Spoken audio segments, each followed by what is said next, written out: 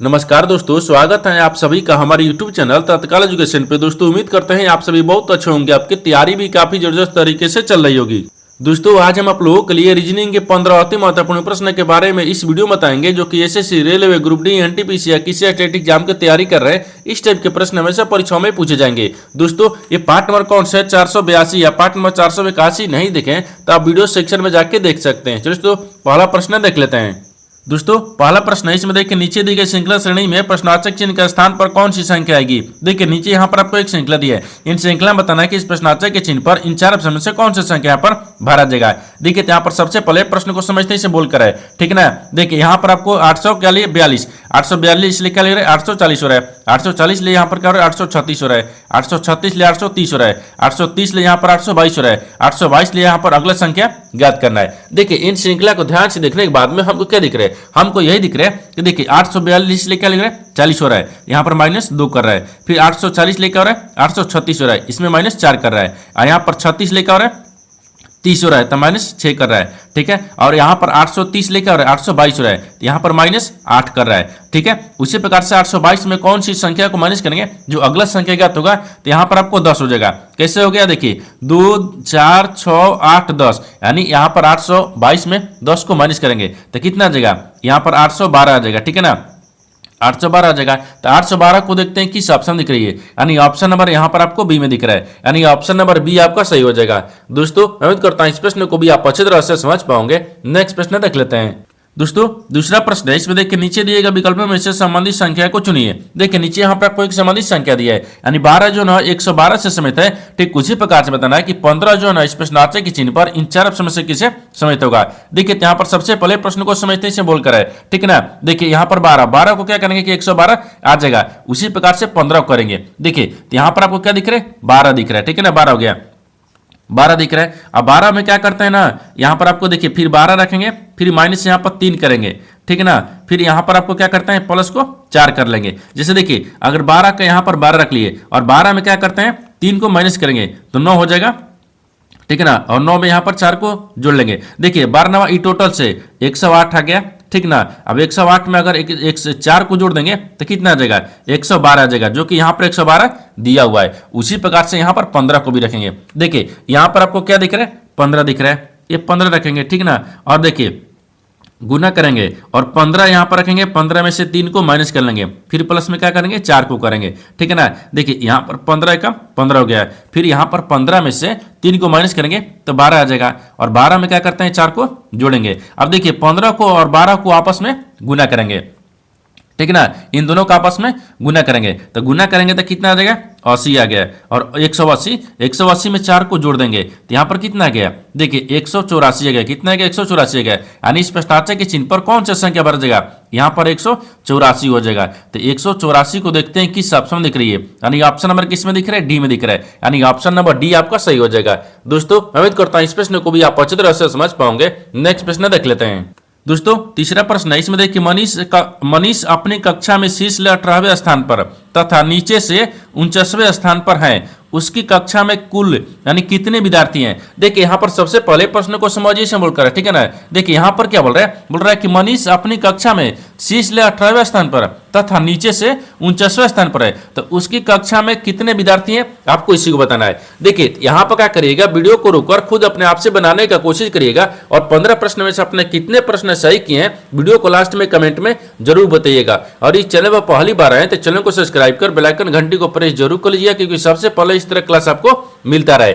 देखिए यहाँ पर सबसे पहले ध्यान से देखते ना, ये क्या बोल रहा है कि मनीष अपनी कक्षा में क्या है शीर्ष यानी ऊपर से कितना है 18वें स्थान पर है, तो यहाँ पर 18 को रख लेंगे, ठीक है। और बोल रहा है कि तथा नीचे से ये 49वें स्थान पर है, तो नीचे से कितने हैं, ये 49वें स्थान पर है। आगे बोल रहा है कि उसकी कक्षा में कितने विद्यार्थी है, उसकी कक्षा में कुल विद्यार्थी कितने हैं, आप विद्यार्थी कितने हैं ये पूछेगा। इन दोनों को आपस में क्या करेंगे, जोड़ लेंगे, ठीक ना, और -1 कर लेंगे, ठीक है। अब इनको दोनों को जोड़ेंगे। देखिए आता 8 दूनी 16 1 17 17 हो गया, 17 के साथ हाथ में लगा 1 हो गया, 4 1 5 हो गया, ठीक है ना। 5 एक हंस लिया 6 हो गया, यानी 67 हो गया। 67 में से 1 माइनस कर लेंगे, कितना आ गया 66 आ गया। तो आपसे पूछा है वही कि उसकी कक्षा में कितने विद्यार्थी हैं, तो 66 को है। तो 66 को देखते हैं किस ऑप्शन में दिख रही है, यानी ऑप्शन नंबर ए में दिख रहा है, यानी ऑप्शन नंबर ए आपका सही हो जाएगा। दोस्तों उम्मीद करता हूं इस प्रश्न को भी आप अच्छी तरह से समझ पाओगे। नेक्स्ट प्रश्न देख लेते हैं। दोस्तों 4 नंबर प्रश्न है, इसमें देखिए एक निश्चित कुट भाषा में देखिए WILD को यहाँ पर 5391 के रूप में और यहाँ पर DOGS को यहाँ पर 2458 के रूप में कूटबद्ध किया गया है। तो दी गई कूट भाषा में डी के लिए कूट क्या होगा। देखिए यहाँ पर सबसे पहले प्रश्न को समझिए सिंबल कर, ठीक है ना। देखिए यहाँ पर क्या बोल रहा है कि एक निश्चित कूट भाषा दी है जिसमें देखिए विल्ड WILD विल्ड को क्या लिख रहा है, तो 5391 के रूप में लिखा जाता है। उसी प्रकार से डॉग्स को क्या लिख रहा है, देखिए यहाँ पर 2458 के रूप में कूटबद्ध किया गया है। उसी कूट भाषा में बताना है कि डी को कैसे लिखा जाएगा। देखिए तो सबसे पहले यहाँ पर देखते हैं कि विल्ड WILD विल्ड को क्या लिख रहा है, तो यहाँ पर आपको 53 और 91 लिख रहा है, ठीक है। उसी प्रकार से यहाँ पर डॉग्स को क्या लिख रहे हैं, DOGS डॉग्स को क्या लिख रहा है, और यहाँ पर आपको 2458 लिख रहा है, ठीक है। उसी प्रकार से बताना है कि डी को क्या लिखा जाएगा, ठीक है ना। यहाँ पर डी को क्या लिखा जाएगा। अब ध्यान से देखिए इस तरह के प्रश्न में क्या होता है, देखिए ये आपको अक्षर दिख रहा है, ये आपको संख्या दिख रहा है, यानी अक्षर को और देखिए ये आपको अक्षर दिख रहा है, इस अक्षर में कॉमन मिलाएंगे, ठीक है। और ये संख्या दिख रहा है, संख्या में भी एक कॉमन मिलाएंगे, ठीक है ना। तो सबसे पहले क्या करते हैं, अक्षर में कॉमन मिलाते हैं और जो आपको कॉमन मिलेगा वही आपको आंसर होता है। जैसे देखिए इसमें आपको अक्षर में कॉमन और इसमें दोनों में अक्षर का कॉमन कौन सा मिल रहा है, देखिए इसमें भी डी दिख रहा है, इसमें भी डी दिख रहे हैं, ठीक है। आप देखिए इस आप संख्या में कौन मिलाइए, संख्या में क्या कॉमन मिल रहा है, देखिए इसमें भी आपको 5 मिल रहा है, इसमें भी 5 मिल रहा है, यानी इसका मतलब कि डी का कूट क्या हो जाएगा, 5 हो जाएगा। तो यहाँ पर 5 हो गया, तो 5 को देखते हैं किस ऑप्शन दिख रही है, यानी ऑप्शन नंबर यहाँ पर आपको बी में दिख रहा है, यानी ऑप्शन नंबर बी आपका सही हो जाएगा। दोस्तों उम्मीद करता हूँ इस प्रश्न को भी आप अच्छी तरह से समझ पाओगे। नेक्स्ट प्रश्न देख लेते हैं। दोस्तों 5वां प्रश्न इसमें देखिए संख्या 69 14 78 325 में प्रत्येक अंक को बाएं से दाएं आरोही, ठीक है, आरोही क्रम में व्यवस्थित किया जाता है। इस प्रकार बनी नई संख्या में बाएं से तीसरे और दाएं से दूसरे अंक का योगफल कितना होगा। देखिए यहाँ पर सबसे पहले प्रश्न को समझिए सिंबल कर, ठीक है ना। देखिए यहाँ पर क्या बोल रहा है कि संख्या दिया है 69 14 78 और 325 में प्रत्येक अंक को बाएं से दाएं आरोही क्रम में व्यवस्थित किया जाता है, ठीक है ना। इस प्रकार से जो नई संख्या बनेगा उसमें बाएं से तीसरा और दाहिने से दूसरा है, इन दोनों का योगफल ज्ञात करना है। तो सबसे पहले देखिए संख्या को लिखते हैं, ठीक है ना। देखिए यहाँ पर आपको क्या लिख रहे हैं, संख्या लिख रहे हैं और संख्या को रखते हैं, ठीक है ना। ये संख्या दिख रहा है, क्या दिख रहा है, सॉरी यहाँ पर आपको 69 दिख रहा है ना, ये क्या दिख रहा है 69 14 78 और 325 दिख रहा है। लेकिन इसको आप क्या करेंगे आरोही क्रम में, ठीक है ना, आरोही, ठीक है, ये क्रम आरोही क्रम में इसको सजाएंगे। तो सबसे पहले 1 हो गया, 2 होता है, 3 4 5 6 7 8 9, यही 9 दिया ना। देखिए 1 2 3 4 5 6, ठीक है, 6 7 8 9, हाँ 9 तक दिया है, ठीक है ना। देखिए इधर से क्या लिख रहे हैं, बाएं होता है, ठीक है ना, इधर से क्या होता है, ये दाहिने होता है, ठीक है। लेकिन देखिए अब आगे बोल रहा क्या, इसमें सवाल देखिए आगे क्या बोल रहा है, देखिए इस प्रकार से बनी नई संख्या में, ये नई संख्या बन गया, ठीक है ना, ये नई संख्या बन गया। नई संख्या में बाएं से तीसरे बोल रहा है कि नई संख्या में बाएं से तीसरे, तो यहाँ पर बाएं दिख रहा है, बाएं से तीसरा कौन दिख रहा है, 3 दिख रहा है। अब बोल रहा है कि दाएं से दूसरे, दाहिने से दूसरा कौन दिख रहा है, ये दिख रहा है। अब बोल रहा है कि अंक का योगफल कितना होगा। देखिए यहाँ पर 3 दिख रहा है, फिर यहाँ पर आपको 8 दिख रहा है, इन दोनों का योगफल कितना गया, 8 3 11 हो गया, यहाँ पर 11 हो जाएगा। तो 11 को देखते हैं किस ऑप्शन में दिख रही है, यानी ऑप्शन नंबर ए में दिख रहा है, यानी ऑप्शन नंबर ए आपका सही हो जाएगा। दोस्तों उम्मीद करता हूँ इस प्रश्न को भी आप अच्छी तरह से समझ पाओगे। नेक्स्ट प्रश्न देख लेते हैं। दोस्तों 6वां प्रश्न है, इसमें देखिए निम्नलिखित संख्या और प्रतीक श्रृंखला का संदर्भ लीजिए और उसके नीचे दिए गए प्रश्न का उत्तर दीजिए। गिनती केवल बाएं से दाएं की जानी चाहिए, ठीक है। देखिए यहाँ पर आपको एक श्रृंखला दी है, इन श्रृंखला में पूछ कह रहा है, देखिए सवाल आपको यहाँ से पूछा है, ऐसे कितनी संख्या है जिनमें से प्रत्येक के ठीक पहले प्रतीक है और ठीक बाद भी एक प्रतीक है। देखिए यहाँ पर सबसे पहले प्रश्न को समझिए सिंबल करा, ठीक है ना। देखिए यहाँ पर क्या बोल रहा है कि निम्नलिखित संख्या और प्रतीक श्रृंखला का संदर्भ लीजिए और उसके नीचे दिए गए प्रश्न का उत्तर दीजिए। गिनती केवल बाएं से दाएं की जानी चाहिए। देखिए यहाँ पर आपको क्या लिख रहा है, एक श्रृंखला दिया है, इन श्रृंखला में आपको बताना क्या सवाल, देखिए यहाँ से पूछा है, इसमें पूछ रहा है कि ऐसे कितनी संख्या है, ठीक है, जिनमें से प्रत्येक के ठीक पहले एक प्रतीक और जिनके बाद भी एक प्रतीक है। तो सबसे पहले देखिए यहाँ पर बोल रहा है ऐसे कितनी संख्या है, यहाँ पर संख्या को रखेंगे, ठीक है ना, ये संख्या दिख रहा है। इसमें ऐसी कितनी संख्या है जिनमें से प्रत्येक के ठीक पहले एक प्रतीक है, जिनके पहले क्या दिख रहा है, एक प्रतीक दिख रहा है। और बोल रहा है कि और ठीक बाद एक प्रतीक है, बाद में भी एक क्या दिख रहा है, प्रतीक दिख रहा है, ठीक है ना। यानी इसका कहने का मतलब क्या हो गया, इसका कहने का मतलब है कि इन श्रृंखला में आपको बताना है कि ऐसे कितने प्रतीक संख्या है जिनके पहले प्रतीक जिनके बाद भी प्रतीक है। देखिए यहाँ पर सबसे पहले संख्या को देखते हैं। देखिए ये संख्या दिख रहा है, संख्या के पहले देखिए प्रतीक आ गया, संख्या के बाद भी एक प्रतीक दिख रहा है, ठीक है। अब देखिए ये भी संख्या दिख रहा है, एक संख्या हो गया, संख्या के पहले भी प्रतीक, संख्या के बाद भी प्रतीक दिख रहा है, दो दिख रहा है। और इसमें कहीं दिख रहा है, हाँ देखिए ये संख्या दिख रहा है, संख्या के पहले प्रतीक, संख्या के बाद भी प्रतीक दिख रहा है, ठीक है। और इसमें कहीं दिख रहा है, ये दिख रहा है, देखिए संख्या के पहले प्रतीक, संख्या के बाद भी प्रतीक दिख रहा है, ठीक है ना। और इसमें कहीं दिख रहा है, हाँ ये देखिए यानी पाँच के पहले प्रतीक, इसके बाद भी प्रतीक दिख रहा है। देखिए यहाँ पर आपको क्या दिख रहा है, देखिए यहाँ पर आपको इसमें संख्या कितना दिख रहा है, 1 2 3 4 5, यानी 5 ऐसी संख्या है जिसके पहले क्या दिख रहे हैं, प्रतीक, जिनके बाद भी प्रतीक है। तो यहाँ पर 5 को ऐसी संख्या है, तो 5 को देखते हैं किस ऑप्शन में दिख रही है, यानी ऑप्शन नंबर यहाँ पर आपको बी में दिख रहा है, यानी ऑप्शन नंबर बी आपका सही हो जाएगा। दोस्तों उम्मीद करता हूँ इस प्रश्न को भी आप अच्छे तरह से समझ पाओगे। नेक्स्ट प्रश्न देख लेते हैं। दोस्तों 7वां प्रश्न है, इसमें देखिए नीचे दिए गए विकल्पों में से संबंधित शब्द को चुनिए। देखिए नीचे यहाँ पर आपको एक संबंधित शब्द दिया है, यानी देखिए यहाँ पर गेंडा, गेंडा जो है ना यहाँ पर आपको सिंगल समेत है, ठीक उसी प्रकार से बताना है कि हाथी जो है ना इस प्रश्नार्थ के चिन्ह पर इन 4 ऑप्शन से किसे समित होगा। देखिए यहाँ पर सबसे पहले प्रश्न को समझते इसे बोलकर है, ठीक है ना। देखिए यहाँ पर क्या बोल रहा है कि गेंडा, गेंडा जो है ना आपको सिंगल समेत है, उसी प्रकार से हाथी को बताना है, यानी गेंडा का क्या होता है, सिंह होता है, यहाँ पर होता है, ठीक है ना, एक ये होता है, यानी जिस प्रकार से गेंडा को क्या होता है, यानी सिंह होता है, उसी प्रकार से हाथी, हाथी को क्या होता है, यानी हाथी को क्या होता है, यानी गजदंत, यानी क्या होता है, हाथी के दांत होता है, ठीक ना। देखिए यहाँ पर भी क्या लिखते हैं, होता है, तो यहाँ पर क्या लिखेंगे, यानी गजदंत लिखेंगे, ठीक है ना, गजदंत, यानी देखिए एक गजदंत हो गया, या हाथी के दांत भी रखते हैं, ठीक है ना, हाथी के यानी दांत हो जाएगा, ठीक है, दांत। देखिए जिस प्रकार से यहाँ पर गेंडा के क्या होता है, सिंह होता है, उसी प्रकार से हाथी के क्या होता है, यानी गजदंत, यानी हाथी के दांत होता है। यहाँ पर आपको गजदंत को देखते हैं किस ऑप्शन दिख रही है, यानी ऑप्शन नंबर यहाँ पर आपको ए में दिख रहा है, यानी ऑप्शन नंबर ए आपका सही हो जाएगा। दोस्तों उम्मीद करता हूँ इस प्रश्न को भी आप अच्छी तरह से समझ पाओगे। नेक्स्ट प्रश्न देख लेते हैं। दोस्तों 8वां प्रश्न है, इसमें देखिए ABCDEF और G एक गोल मेज पर उसके केंद्र की ओर अभिमुख होकर बैठे हैं, यानी बी सी के बाएं से तीसरे स्थान पर बैठा है और एफ है ई के बाएं से दूसरे स्थान पर बैठा है, यानी बी ई का निकटतम पड़ोसी नहीं है, तो डी ए का, ठीक है ना, दाएं से ठीक पड़ोस में बैठा है, तो जी के संबंध में बी का स्थान क्या होगा। देखिए यहाँ पर सबसे पहले प्रश्न को समझते हैं बोलकर, ठीक है ना। देखिए यहाँ पर क्या बोल रहा है, ये बोल रहा है कि देखिए यहाँ पर आपको दिख रहा है कि ABCDEFG एक गोल मेज पर थे, उसके केंद्र की ओर अभिमुख होकर बैठे हुए हैं, यानी इसका कहने का मतलब कि यहाँ पर आपको 7 व्यक्ति दिए है, देखिए 7 को दिया है, और 7 व्यक्ति जो एक गोल मेज पर उसके केंद्र की ओर मुंह करके बैठे हुए हैं। तो सबसे पहले यहाँ पर गोल को बैठाते हैं। देखिए 7 गए तो 2 2 4 और 2 6, ठीक ना, एक 7 हो जाएगा। यहाँ पर क्या कहते हैं, 7 को रख लेते हैं, ठीक ना।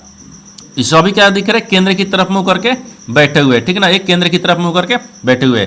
आगे देखिए, आगे बोल रहा है कि बी सी के बाएं से तीसरे स्थान पर बैठा है, लेकिन जो बी है ना, बी, तो बी को यहाँ पर बैठाते हैं, वो सी के बाएं से तीसरे स्थान पर है, तो सी को यहाँ पर रखते हैं। सी के बाएं से बाएं, देखिए 1 2 3, हाँ बाएं से तीसरे स्थान पर बैठा हुआ है, ठीक है। आगे बोल रहा है कि एफ है ई के बाएं से दूसरे स्थान पर बैठा है, लेकिन एफ जो है ना, एफ है, तो एफ को कहाँ रखते हैं, यहाँ पर रखते हैं, एफ को यहाँ पर रखते हैं। एफ है ई के बाएं से, ठीक है ना, एफ जो है ई के बाएं से, तो ई को कहाँ रखते हैं, यहाँ पर रखेंगे, यानी ई के बाएं से दूसरे स्थान पर, देखिए बोल रहे हैं ना कि दूसरे स्थान पर बैठा है, तो ये दूसरे स्थान पर बैठा हुआ है, ठीक है ना, एफ दूसरे स्थान पर बैठा हुआ है। आगे बोल रहा है कि बी ई का निकटतम पड़ोसी नहीं है, लेकिन जो बी है ना, बी वो ई का निकटतम पड़ोसी नहीं है, तो बी को कहाँ रखते हैं, तो बी को देखिए यहाँ पर, यहाँ बी और ई का निकटतम पड़ोसी नहीं है, ये सही है, ठीक है। आगे देखिए, आगे बोल रहा है कि डी ए के दाएं ठीक पड़ोस में बैठा है, लेकिन जो डी है ना, डी ए के दाहिने से, तो देखिए यहाँ पर ए को रखेंगे, यहाँ पर डी रखते हैं। डी के दाहिने कौन बैठा है, सॉरी, यानी डी जो है ना वो ए के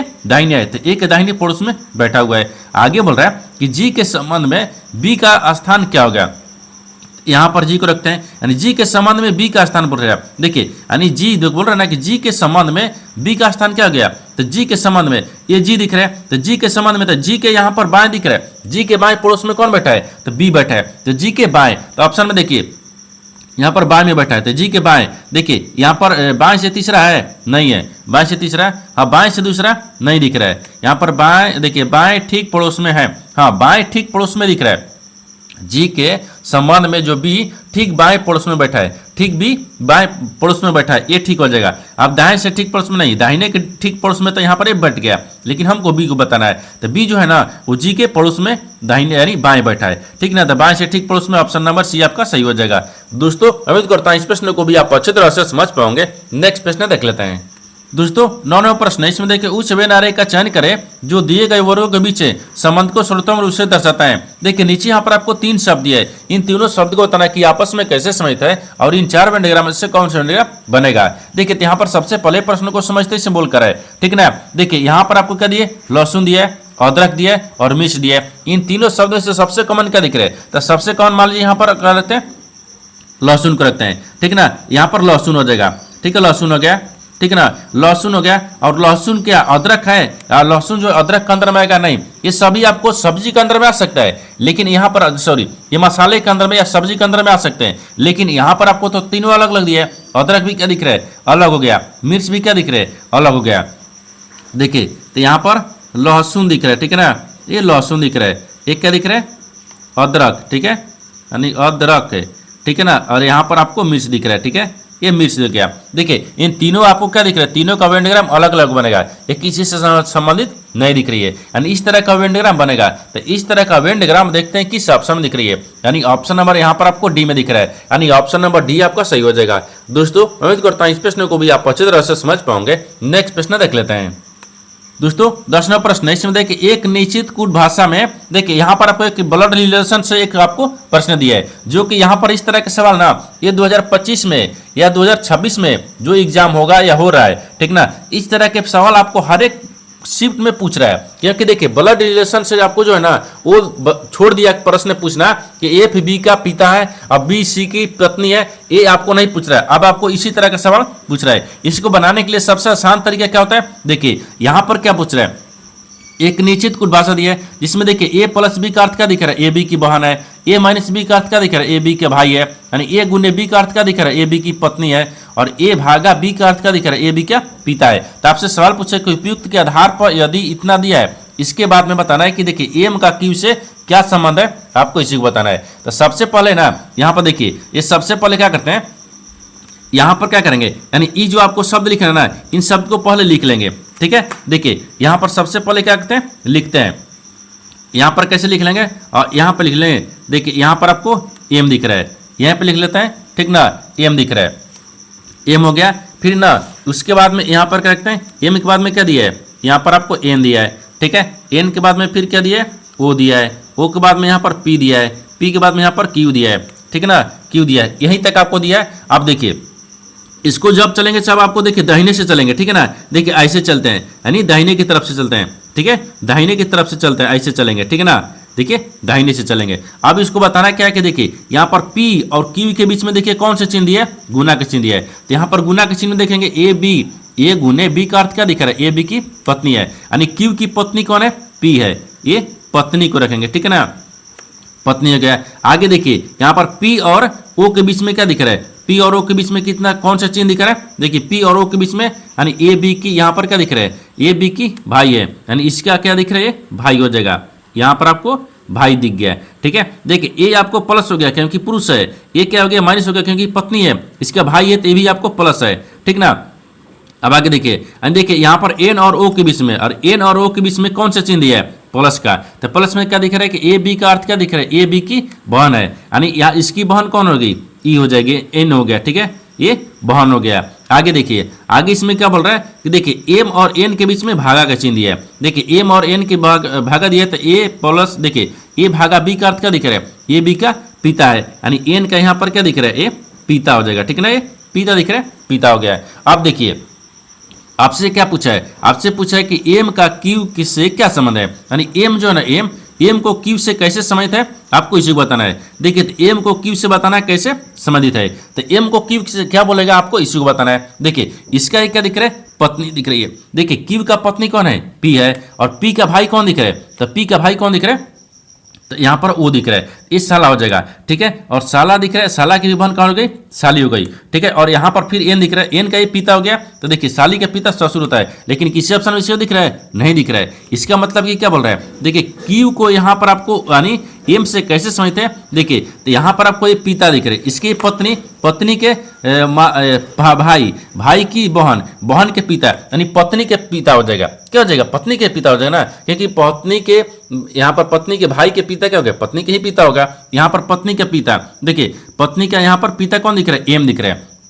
तो आपसे वही पूछा है कि क्यू जो है ना वो क्या बोलेगा, पत्नी के पिता बोलेगा। क्या बोलेगा, पत्नी के पिता हो जाएगा। तो यहाँ पर आपको पत्नी, ठीक है, पत्नी की आप पिता हो जाएगा, ठीक है ना, पत्नी की पिता है। तो पत्नी के पिता को देखते हैं किस ऑप्शन दिख रही है, ऑप्शन नंबर यहाँ पर आपको सी में दिख रहा है ना, सॉरी आप पत्नी के पिता ना दिख रहा है, तो पत्नी के पिता ऑप्शन नंबर ए में दिख रहा है, यानी ऑप्शन नंबर ए आपका सही हो जाएगा। दोस्तों उम्मीद करता हूँ इस प्रश्न को भी आप अच्छी तरह से समझ पाओगे। नेक्स्ट प्रश्न देख लेते हैं। दोस्तों 11वां प्रश्न है, इसमें देखिए यदि प्लस और माइनस को परस्पर बदल दिया जाए तथा गुना और भागा को परस्पर बदल दिया जाए तो निम्नलिखित समीकरण में प्रश्न चिन्ह का स्थान पर क्या आएगा। देखिए यहाँ पर सबसे पहले प्रश्न को समझिए से बोल कर है, ठीक है ना। देखिए यहाँ पर क्या बोल रहा है, ये बोल रहा है कि नीचे एक समीकरण दिया है, इन समीकरणों को सही बनाने के लिए दो चिन्ह को आपस में बदलना होगा, बदलने के बाद में समीकरणों को सही बनाएंगे। तो सबसे पहले क्या करते हैं, चिन्ह को बदलते हैं, ठीक है।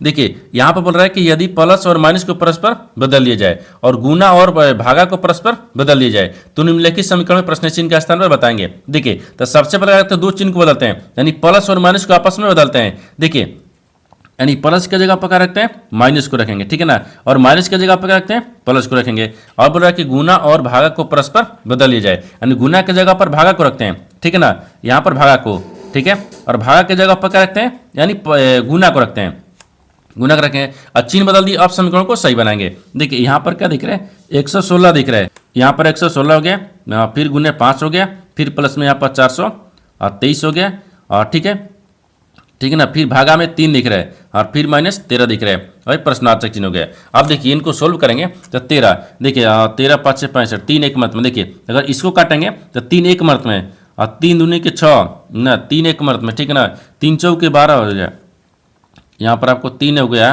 3 एक मर्त में, तो 3 चौके 12 आ गया, ठीक है, और 3 एक मर्त में 141 मर्त में इसको काट दिए, ठीक है। अब देखिए 116 को अगर 5 में गुना करेंगे ये 580 आ जाएगा, ठीक है, और 580 में 141 जोड़ेंगे फिर माइनस 13 करेंगे, ठीक ना। अब इसको जोड़ेंगे तो कितना आ गया, 5 है। देखिए तो यहाँ पर 5 2 7 नहीं, इसको क्या करते हैं, देखिए अगर इसको सब में जोड़ेंगे, ठीक है ना, तो देखिए तो 1 एकम 1 हो गया और 8 4 कितना था, 12 के 2 होता है, हाथ में अगर 1 हो गया, ठीक है। अब देखिए 5 1 6, 6 1 हंस लिया, 1 7 हो गया, यानी 721 में से 13 को माइनस कर लेंगे तो यहाँ पर कितना आ जाएगा, ये 708 आ जाएगा। तो 708 इस प्रश्नार्थक चिन्ह पर भरा जाएगा। तो 708 को देखते हैं इस किस ऑप्शन में दिख रही है, यानी ऑप्शन नंबर किस में दिख रहा है, 708 ऑप्शन नंबर यहाँ पर आपको किस में दिख रहा है, तो बी में दिख रहा है, यानी ऑप्शन नंबर बी आपका सही हो जाएगा। दोस्तों उम्मीद करता हूँ इस प्रश्न को भी आप अच्छी तरह से समझ पाओगे। नेक्स्ट प्रश्न देख लेते हैं। दोस्तों 12वां प्रश्न, इसमें कथनों को पढ़े और दिए गए विकल्प में से निष्कर्ष को चुने। देखिए नीचे यहाँ पर आपको एक कथन दिया है, यहाँ पर और निष्कर्ष दिया है। कथन के आधार पर डायग्राम बनाते हैं, निष्कर्ष के आधार पर प्रश्न को सोल्व करते हैं। तो यहाँ पर सबसे पहले प्रश्न को देखते हैं कि कथन क्या बोल रहा है, ठीक है ना, इसके आधार पर डायग्राम को बनाते हैं, ठीक है। देखिए यहाँ पर बोल रहा है कि कुछ घर छोटे हैं तो कुछ यहाँ पर घर को रखते हैं, ठीक है, घर दिख रहा है, कुछ घर क्या दिख रहे हैं, छोटे दिख रहे हैं, तो यहाँ पर आपको छोटे में रखते हैं। आगे बोल रहा है कि कुछ छोटे कांटे हैं, लेकिन कुछ जो छोटे हैं ना वो कांटे हैं, ठीक है, तो यहाँ पर आपको कांटे में रखते हैं, ठीक है ना। आगे बोल रहा है कि सभी कांटे चाकू हैं, लेकिन सभी कांटे क्या है, ये चाकू है, ठीक है, ये चाकू दिख रहे हैं, ठीक है। ये तो कथन बोल रहा है, कथन के आधार पर डायग्राम को बना दिया, लेकिन निष्कर्ष क्या बोल रहा है, इसके आधार पर ही प्रश्न को सोल्व करेंगे। देखिए निष्कर्ष पहला में दिख रहा है कि कुछ छोटे घर हैं, तो कुछ जो छोटा है ना वो घर है। हाँ देखिए ये छोटा दिख रहा है, ये क्या दिख रहा है, सॉरी घर दिख रहा है और ये छोटा दिख रहा है, ये कुछ घर छोटा है, सही बोल रहा है। अब देखिए दूसरा में क्या बोल रहा है कि कुछ कांटे छोटे हैं, तो कुछ जो कांटे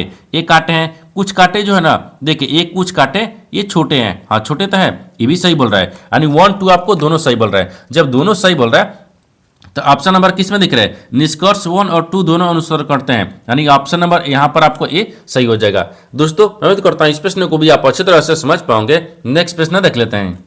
दोस्तों 13वां प्रश्न है, इसमें देखिए एफ जी का पति है, यानी जी एच का माता है और एच आई का पति है, तो एच नहीं आई और जे की माता है, तो एफ क्या एफ का किसे समझते हैं, नहीं देखिए यहाँ पर आपको कुछ गड़बड़ दिख रहा है, ठीक है। देखिए तो यहाँ पर आपको एफ को क्या बताना है, एफ को बताना है ना। देखिए यहाँ पर एफ दिया है, यहाँ पर जे होना चाहिए, ठीक है, यहाँ पर जे होना चाहिए, ठीक है ना। आपसे देखिए ये क्या बोल रहा है, सबसे पहले प्रश्न को समझिए से बोल कर है, ठीक है ना। देखिए एफ जी का पति है, तो एफ जो है वो जी का पति है, तो यहाँ पर आपको एफ को रखते हैं, एफ हो गया। एफ जो है ना वो जी का पति है, तो जी का पति कौन है, एफ हो गया, ठीक है, ये पति हो गया, ठीक है ना। एफ का पति, सॉरी आपसे पूछ रहा है, एफ जो है ना एफ वो जी का पति है, हाँ तो जी का पति कौन हो गया, एफ हो गया यहाँ तक, ठीक है। आगे बोल रहा है कि जी एच का माता है, जो जी है ना जी वो एच की माता है, तो एच की माता को रखते हैं। देखिए यहाँ पर आपको एच रखते हैं, ठीक ना, यहाँ पर रखते हैं, ठीक है।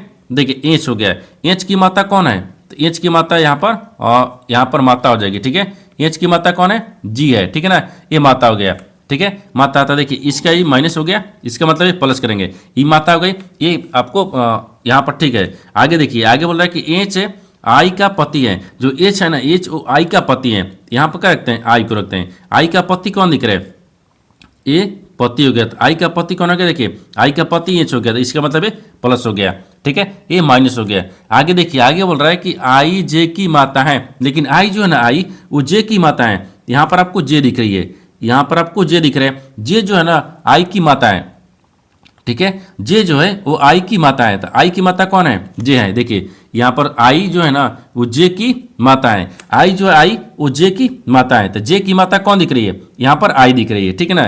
देखिए जे की माता, तो जे की माता कौन है, आई है, ये माता दिख रही है, ठीक है। अब आगे पूछा है आपसे, देखिए कि पूछा क्या है कि एफ का जे से क्या संबंध है, यानी यहाँ पर जे जो है ना एफ को क्या बोलेगा, आपको इसी को बताना है। देखिए तो यहाँ पर इसको पहले क्या दिख रहा है, इसकी माता हो गई। देखिए एफ का यहाँ जे की माता कौन हो गई, आई हो गई, आई का पति यानी एच हो गया, ठीक है ना, एच की माता हो गई। जब इसका ये पति दिख रहा है, इसकी माता हो गई, ठीक है। तो माता के यहाँ पर क्या दिख रहा है, ये पत्नी हो गई, यानी यहाँ पर पिता हो गया ना, इसका माता हो गई। तो आपसे वही पूछा कि एफ जी, ये आपको इसमें पति पत्नी है ना, ठीक है। तो यहाँ पर एफ पत्नी हो गई, तो यहाँ पर आपका दिख रहा है, ये पिता दिख रहा है। कैसे दिख रहा है, देखिए यहाँ पर जे का यहाँ पर क्या दिख रहा है, जे की माता हो गई, और माता के पति क्या हो गया, माता के पति क्या हो गया, ये पिता हो गया, और पिता के यहाँ पर माता हो गई, यहाँ पर इसका पत्नी हो गया। यानी देखिए यहाँ पर क्या दिख रहा है, यानी एफ जे जो है ना जे एफ को क्या बोलेगा, एफ को ये बोलेगा कि पिता की पिता है, यानी पिता की पिता। यहाँ पर आपको देखिए ये इसका पिता हो गया, पिता के पिता दिख रहा है, ठीक है ना। तो पिता के पिता हो जाएगा, तो यहाँ पर लिखते हैं पिता, ठीक है ना,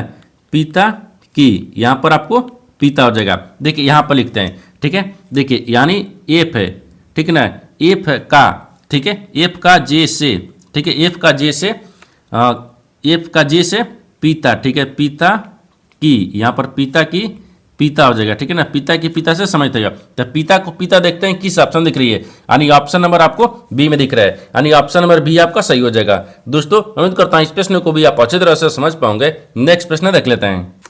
दोस्तों 14वां प्रश्न, इसमें देखिए एक दुकानदार अपने अंकित मूल्य पर 4% की छूट देता है यदि किसी वस्तु का क्रय मूल्य 120 रुपये है और उसे 10% का लाभ प्राप्त करना है, तो उसका अंकित मूल्य कितना रखना चाहिए। देखिए यहाँ पर सबसे पहले प्रश्न को समझिए से बोलकर, ठीक है ना। देखिए यहाँ पर क्या बोल रहा है, एक बोल रहा है कि दुकानदार है, ये दुकानदार अपने अंकित मूल्य पर यानी 4% की छूट देता है। देखिए अंकित मूल्य कितना है ये पता नहीं है, इसकी पर क्या कर रहे हैं, 4% की छूट देता है। और बोल रहा है कि देखिए किसी वस्तु का क्रय मूल्य क्या बोल रहा है, 120 रुपया है, ठीक है। तो वो 10% लाभ कमाना चाहता है, तो उसका आखिर अंकित मूल्य कितना रखना चाहिए, जो 10% लाभ भी कमाए, 4% छूट भी दे दे और उसका क्रय मूल्य 120 रुपया हो। देखिए तो सबसे पहले पूछ रहा है कि आखिर अंकित मूल्य कितना रखना चाहिए। तो अंकित मूल्य रखने के लिए क्या करेंगे, माना कि अंकित मूल्य x रखते हैं, ठीक है ना, माना कि ठीक है, माना कि अंकित मूल्य ठीक है ना, अंकित मूल्य कितना हो जाएगा, अंकित मूल्य यहाँ पर आपको 100 रुपया दिखा रहा है, ठीक है,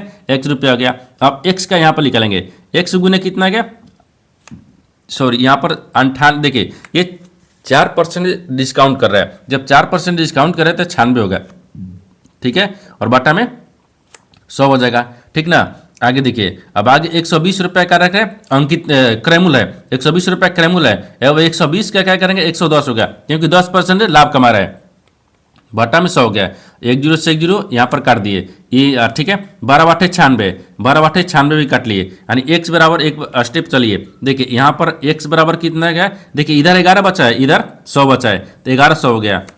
यहाँ पर क्या दिख रहा है, ये 1100 हो गया, बटा में 8 आ गया। अब इसको भी क्या करेंगे, भाग करेंगे, इसको भी भाग करेंगे कितना मर्त में कटेगा, देखिए इसको भाग करने में कितने मर्त में कट रहा है, ठीक ना। यहाँ पर आपको कितने मर्त में कट रहा है, तो 137 यानी 137.50 रुपया, ठीक है। तो वह आपसे वही पूछा है कि देखिए तो उसका अंकित मूल्य कितना रखना जाना चाहिए, उसका अंकित मूल्य कितना रखना चाहिए, तो 100 देखिए 137, ठीक है, 50 रुपया, 137.50 रुपया रखना चाहिए। देखते हैं किस ऑप्शन दिख रहे हैं, यानी ऑप्शन नंबर यहाँ पर आपको बी में दिख रहा है, यानी ऑप्शन नंबर बी आपका सही हो जाएगा। दोस्तों उम्मीद करता हूँ इस प्रश्न को भी आप अच्छी तरह से समझ पाओगे। नेक्स्ट प्रश्न देख लेते हैं दोस्तों, 15 प्रश्न है, इसमें देखिए 110 मीटर लंबी ट्रेन जिनकी, ठीक है, जिसकी गति 36 किलोमीटर प्रति घंटा है, उसके अंक देखिए उसके अंतिम सिरे को एक खंभे को पार करने में 35 सेकंड लगते हैं, उसके अग्र सिरे से खंभे की प्रारंभिक दूरी ज्ञात कीजिए। देखिए यहाँ पर सबसे पहले प्रश्न को समझिए से बोल रहा है, ठीक है ना। देखिए यहाँ पर क्या बोल रहा है,